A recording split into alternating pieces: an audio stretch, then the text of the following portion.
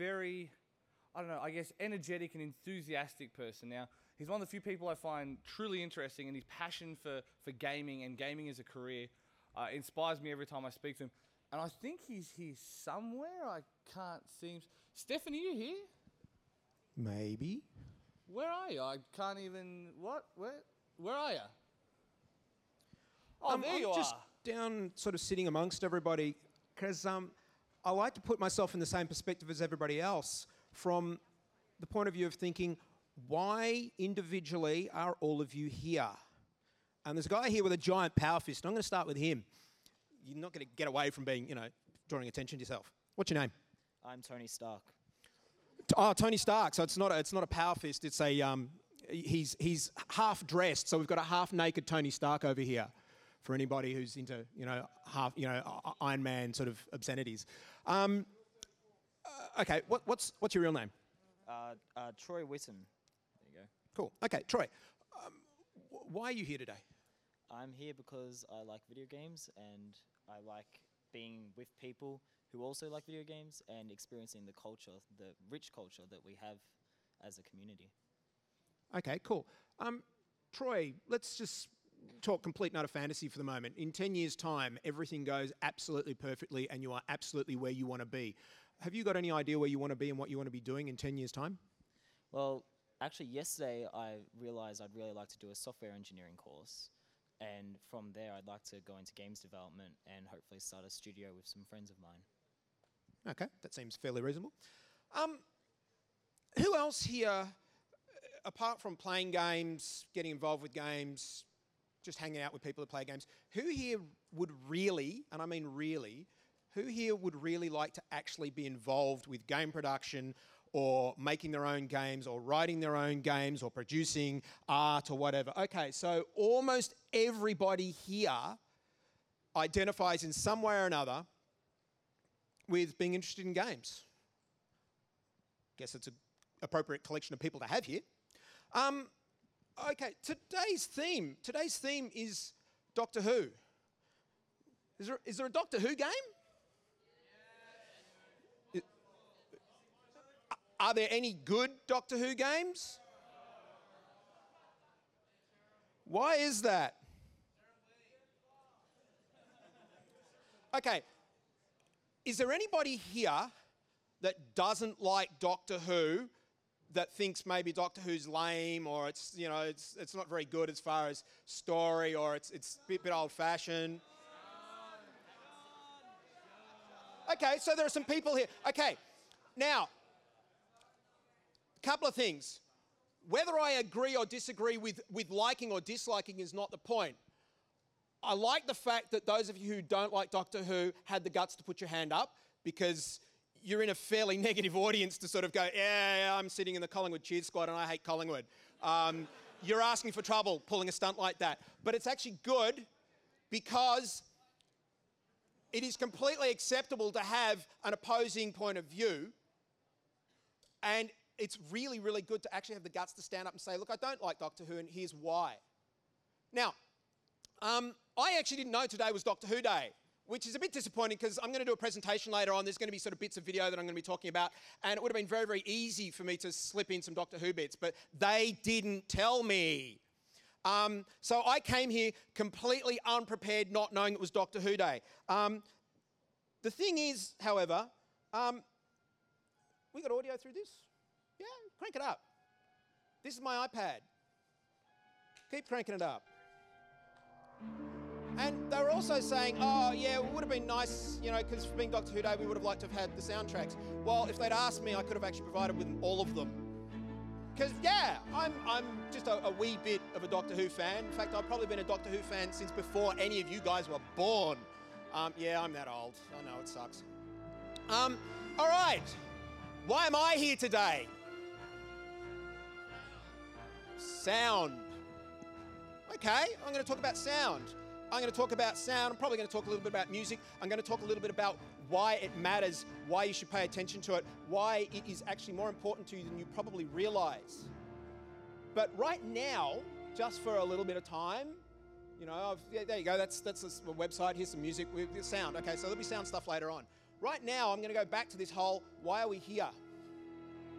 Why are we here? We're here because at the moment we have a common interest. It happens to be a bit of Doctor Who, a bit of games, a bit of having fun, a bit of doing the stuff that most of our parents are like, oh, can't you do something serious? I want you to get a real job. I want you to be a doctor. I want you to be a lawyer. What do your parents want you to be? Not sure, really. They have no expectations? Okay, that's good. No, that is good because it means that he's got a chance of being what is important to him. For any parents who are out there and any parents who are watching and any parents who are in the audience, I'm going to be really, really kind of rude here and make a suggestion to you. Allow your children to grow up and be what they want to be, not what you want them to be. If your family needs a doctor in the family, then if one of your parents wants a doctor in the family, then they should have done that. If you want to be in games, be in games. And I'll give you a really good reason for this. If I'm going to have brain surgery, I want the doctor to be somebody who is passionate about being a doctor and wants more than anything else in the world to be a doctor, not somebody who wished they'd gone into computer games and who is operating on my brain. There is no reset. Oh, whoops, I'll go back to the last save point. Doesn't work that way.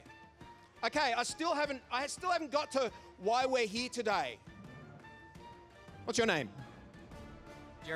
Jeremy, what do you want to do? I want to program games. Okay, you want to program games. Why program? Well, I really like logic and programming and that kind of thing. And I really like games as well. Okay, cool. For how long have you wanted to get involved with making games and doing the programming and everything? 3-4 years. Can I ask how old you are? I'm 17. Okay, so since you were 14. Who here has seen the latest Pixar movie, Brave? Thank you. It's terrible. Why is it terrible? The trailers look crap. So you haven't seen the film? Okay. Entitled to his opinion, I disagree with the opinion, but it's terrible. The trailers look crap. What looks crap about them? What is it?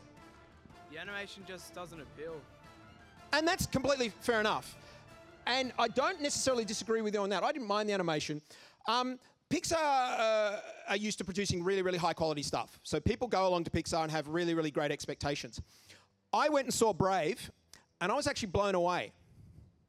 Now, I wasn't blown away with the animation. I wasn't necessarily blown away with the acting. Wasn't bad. Wasn't blown away by the sound that much. What I was blown away by was the message. Visual representation of what? Yeah. No spoilers. Okay. Have we all seen the trailer for Brave where she's shooting the arrow? Yes, now, you know when she pulls her dress back?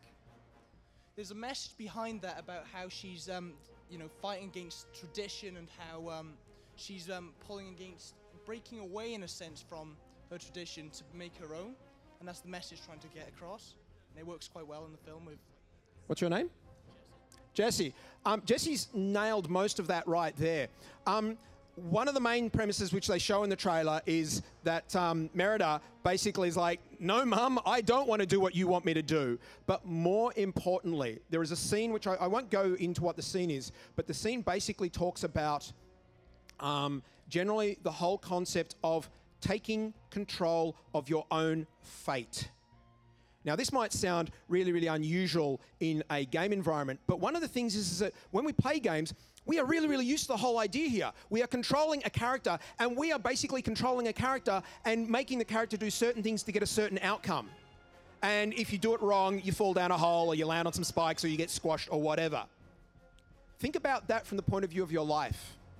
Now, I'm going to be fairly opinionated here and make a very, very broad sweeping statement. And anybody who knows me knows that I throw broad sweeping statements around like jelly beans. I am fairly convinced that a very, very large proportion of the people who are in Australia, at least, and I won't talk about the rest of the world, but a very large proportion of the people who are in Australia, including older brothers or sisters you might have, and your parents, not in all cases, but in a lot of cases, are miserable. And one of the very, very strong pieces of evidence for this is for a very, very large number of people, their entire existence is, oh yeah, I just work and can't wait for the weekends. And then they spend the entire weekend going out and getting drunk, trying to forget their lives. And the reason why is because at some point in their life they were told, oh, grow up and act maturely. What that actually interprets to in a lot of cases is grow up and forget your dreams. Grow up and forget what was important to you when you were younger. Grow up and just get a job and have kids and get a mortgage and be trapped. Can I suggest to you, don't do this. And the reason why is because the reason why the message in Brave is so important is because the people who are delivering that message are living it every single day. These are people who work for a company where they get to be creative every single day and do exactly what they want to do and get absolute pleasure and enjoyment out of living their dream. And yet 90% of the population go along to Brave going, oh, that's such a lovely story, and then go back to their lives which they don't like, because in some cases they're not brave enough to have actually made the choice of, you know what, I want to go off and do something else. Now, I'll tell you right now, for you guys to do something that's special, if you want to be a programmer or you want to be an artist or whatever, and you want to actually get somewhere in the games industry, it's not going to happen in 6 months. You can't just do a short course somewhere and go off and get it. And I'm really, really sorry, because I know at your age, the one thing you don't want to hear is, yeah, look, sorry, but it's going to take years.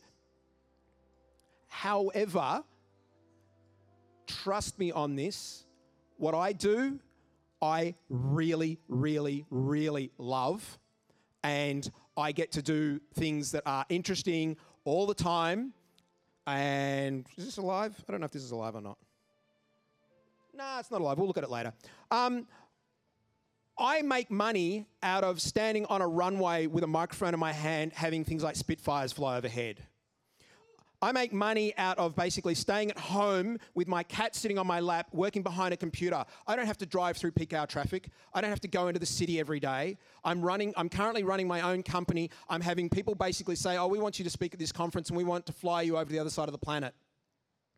Now, it's taken me quite some time to get there, but the point is that when I was your age, trust me, I was probably lazier than anybody in this room. But I also, no, seriously, guys, I really, my room was a mess and I just didn't want to do anything. And year 12, I did really, really badly. But there was one thing, and I don't know if any of you have had this point in time. If you have, you'll know what I'm talking about. There was one point in time I had when I realized that I was not going to be able to do a normal everyday job, and if I tried to, it would kill me. And this is when I was in year 8. Year 8, and we had one of those days when, you know, the school says don't come in because the teachers are going to have a meeting or do some sort of thing. I don't even remember what it was. And I went into the city and I went and saw a movie with a friend. And I thought, oh, okay, it's a fantasy movie. This will be pretty good. And I went in this movie just thinking, yeah, it's just going to be another movie. Now, to put it into context, at the same time, I had a part-time job which was standing on the street selling newspapers to cars. But they used to do that. You'd walk up and down the traffic selling newspapers to people. And that was the job that I did. I went and saw this movie. I walked out of this movie and I was so gobsmacked at how amazing it was and how evocative it was, how I felt like I was in this place and how incredible for me it was to be in this place. And I went home and I thought about, I've got to go to the real world and I've got to go stand in traffic and sell newspapers. And I phoned them up and I quit. Now, this is not about just, you know, I'm not trying to say, oh, rebel against the system and all this sort of stuff. What I am saying is that at one point in time you will realize, and maybe not all of you will, but some of you will realize that you don't fit into the normal 9 to 5. You don't fit into the normal job of just standing behind a counter, handing people a product and taking their money.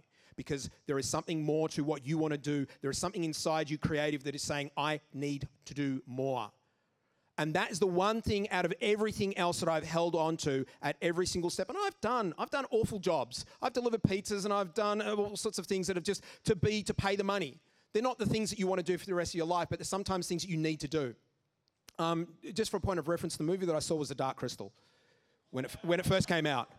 And that movie, I will say, pretty much saved my life because I'm now doing exactly what I want to do. Now, this afternoon, I'm going to give you guys a bit of a presentation. I'm going to go through a whole bunch of examples of games, films, and I'm going to open your ears rather than your eyes to a few things, and hopefully give you some ideas about, even if you want to be an artist or a programmer or a designer, I'm going to give you some insight into different ways of thinking about things, okay? For now, I'm out of here. Thank you.